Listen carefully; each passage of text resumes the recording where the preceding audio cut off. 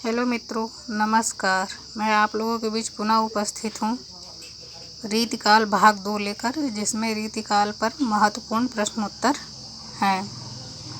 प्रश्न संख्या 1, केशव दास द्वारा रचित रामचंद्रिका में सर्गों की संख्या कितनी है? मित्रों, केशव दास ने जो रामचंद्रिका रची थी उसमें सर्गों को उन्होंने प्रकाश कहा था। तो ऑप्शंस हैं 35 प्रकाश, बी 37 प्रकाश, सी 39 प्रकाश और डी 41 प्रकाश।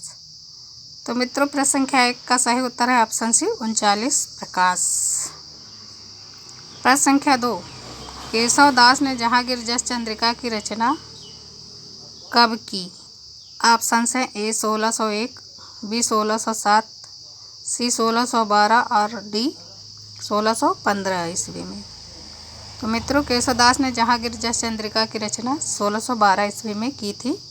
प्रश्न संख्या 2 का सही उत्तर है ऑप्शन सी 1612 ईस्वी। प्रश्न संख्या 3, किस आलोचक ने केशव दास को संस्कृत का क्लासिक पंडित कहा है? Option A Ramchandra Shukla, B doctor Bachchan Singh, C Ganapati Chandra Gupt और डी हजारी प्रसाद द्विवेदी। तो मित्रों, केशव दास को संस्कृत का क्लासिक पंडित कहने वाले आलोचक हैं डॉक्टर बच्चन सिंह। प्रश्न संख्या 3 का सही उत्तर है option B doctor Bachchan Singh. प्रश्न संख्या 4, केशव दास किस राजा के आश्रित कवि थे? ऑप्शंस हैं ए जहांगीर, बी मधुकर शाह, सी छत्रसाल बुंदेला और डी राव इंद्रजीत सिंह। तो मित्रों, केशव दास राव इंद्रजीत सिंह के आश्रित कवि थे। प्रश्न संख्या 4 का सही उत्तर है ऑप्शन डी राव इंद्रजीत सिंह। प्रश्न संख्या 5, केशव दास ने निम्नलिखित में से किन दो नए संचारी भाव की कल्पना की? ऑप्शन हैं ए विवाद और आदि, बी विवाद व विषाद व आदि और सी विवाद व व्याधि, डी हर्ष व रोमांच। तो मित्रों, केशव दास ने दो नए संचारी भावों की कल्पना की, वो हैं विवाद व आदि। प्रश्न संख्या 5 का सही उत्तर है ऑप्शन ए विवाद व आदि।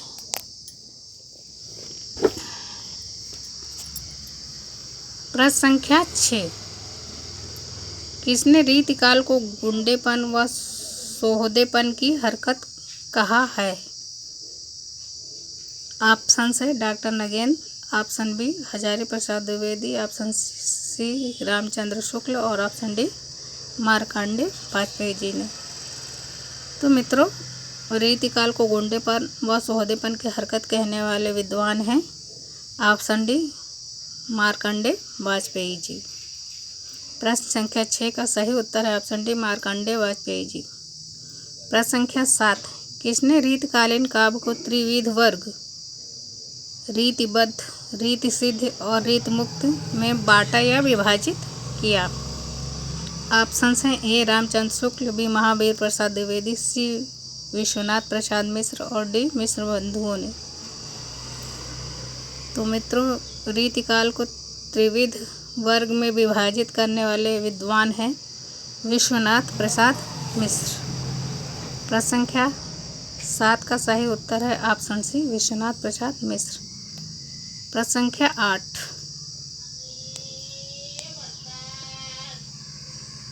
लक्षण ग्रंथों का निर्माण करने वाले कवियों को क्या कहा जाता है? ऑप्शन है शिक्षक, बी कवि, सी पंडित, डी आचार्य। तो मित्रों, लक्षण ग्रंथों का निर्माण करने वाले कवियों को आचार्य कहा जाता है। प्रश्न संख्या 8 का सही उत्तर है ऑप्शन डी आचार्य। प्रश्न संख्या 9, इनमें से कौन सा कवि रीतिबद्ध कवि है? ऑप्शन है ए देव, बी बिहारी, सी ठाकुर और डी घनानंद। तो मित्रों, इनमें से रीतिबद्ध कवि केवल देव हैं। प्रश्न संख्या 9 का सही उत्तर है ऑप्शन ए देव। प्रश्न संख्या 10, इनमें से रीति सिद्ध कवि कौन है?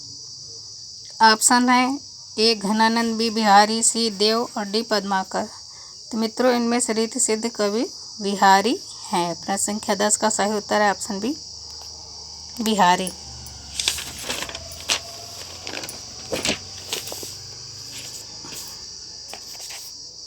प्रश्न संख्या 11, इनमें से कौन सा कवि रीति मुक्त कवि नहीं है?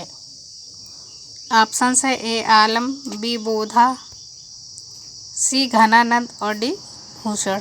तो मित्रों इनमें आलम, बिहारी और बोधा, आलम, घनानंद और बोधा रीत मुक्त कवि हैं।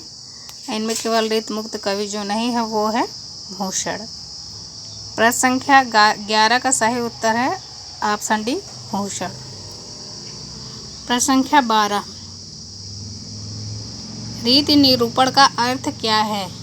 ऑप्शन है ए विधि विधान, बी काव्यांग निरूपण, सी शैली चित्रण और डी श्रृंगार वर्णन। तो मित्रों रीति निरूपण का अर्थ है काव्यांग निरूपण। प्रश्न संख्या 12 का सही उत्तर है ऑप्शन बी काव्यांग निरूपण। प्रश्न संख्या 13, कठिन काव्य का प्रेत किस कवि को कहा जाता है? ऑप्शन है ए पद्माकर, बी घनानंद, सी केशवदास और डी भूषण। तो मित्रों कठिन काव्य का प्रेत केशवदास को कहा जाता है। इन्हें रामचंद्र शुक्ल ने कठिन काव्य का प्रेत कहा था। प्रश्न संख्या 13 का सही उत्तर है ऑप्शन सी केशवदास। प्रश्न संख्या 14, यद्यपि सुजाति सुलक्षणी सुबरन सरस सुवृत्त भूषण विनु न बिराजई कविता वनिता मित्य, पंक्ति किस विद्वान की है? तो मित्रों ऑप्शन है ए केशवदास, बी बिहारी दास, सी मतीराम और डी ग्वाल कवि। तो प्रश्न संख्या 14 की ये पंक्ति है केशवदास की। प्रश्न संख्या 14 का सही उत्तर है ऑप्शन ए केशवदास। प्रश्न संख्या 15, हिंदी के किस काल में लक्षण ग्रंथों का निर्माण हुआ? ऑप्शन है ए आदिकाल, बी भक्ति काल, सी रीतिकाल और डी आधुनिक काल। तो मित्रों हिंदी के रीतिकाल में लक्षण ग्रंथों का निर्माण हुआ। प्रश्न संख्या 15 का सही उत्तर है ऑप्शन सी रीतिकाल।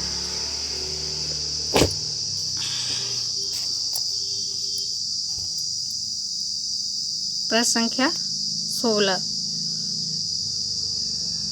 किस कवि की संवाद योजना को सर्वश्रेष्ठ माना जाता है? ऑप्शन है ए केशवदास, बी तुलसीदास, सी मतीराम और डी लाल कवि। तो मित्रों केशवदास की संवाद योजना को सबसे श्रेष्ठ माना जाता है। प्रश्न संख्या 16 का सही उत्तर है ऑप्शन ए केशवदास। प्रश्न संख्या 17, डॉक्टर नगेंद्र ने रीति ग्रंथकारों को किस प्रकार का आचार्य माना है? ऑप्शन है ए व्याख्याता आचार्य, बी उद्भावक आचार्य, सी कवि शिक्षक आचार्य और डी इनमें से कोई नहीं।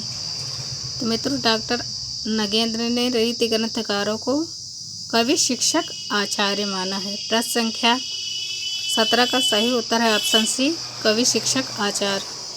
प्रश्न संख्या 18, इनमें से कौन सा ग्रंथ केशवदास का नहीं है? ऑप्शन है ए विज्ञान गीता, बी रतन बामनी, सी भाषा भूषण और डी जहांगीर जस चंद्रिका। तो मित्रों इनमें से भाषा भूषण ग्रंथ है जो वो केशवदास का नहीं है। प्रश्न संख्या 18 का सही उत्तर है ऑप्शन सी भाषा भूषण। प्रश्न संख्या 19, भानुदत्त की रसमंजरी के आधार पर रीत आचार्यों ने किस प्रकार के ग्रंथों की रचना की? ऑप्शन है ए सर्वांग निरूपक ग्रंथ, बी अलंकार ग्रंथ, सी रस निरूपक ग्रंथ और डी नायिका भेद। तो मित्रों भानुदत्त की रसमंजरी के आधार पर रीत निरूपक आचार्यों ने नायिका भेद ग्रंथ की रचना की है। प्रश्न संख्या 19 का सही उत्तर है ऑप्शन डी नायिका भेद ग्रंथ। प्रश्न संख्या 20, इनमें से कौन सी रचना रीतिकाल काव्य की इनमें से कौन सी विशेषता रीतिकाल काव्य की नहीं है? ऑप्शन हैं? ए रीति निरूपण, बी श्रृंगार रस की प्रबलता, सी चमत्कार प्रदर्शन और डी राष्ट्रीय भावना। तो मित्रों रीतिकाल में रीति निरूपण भी था, श्रृंगार रस की प्रमुखता भी थी और चमत्कार प्रदर्शन भी था। जो नहीं थी उनमें विशेषता, तो राष्ट्रीय भावना नहीं थी, उनमें राष्ट्रीय भावना का अभाव था। तो प्रश्न संख्या 20 का सही उत्तर है ऑप्शन डी, राष्ट्रीय भावना। मित्रों आप हमारे वीडियो को देखिए, लाइक कीजिए, सब्सक्राइब कीजिए और हमारी कमियों को बताइए।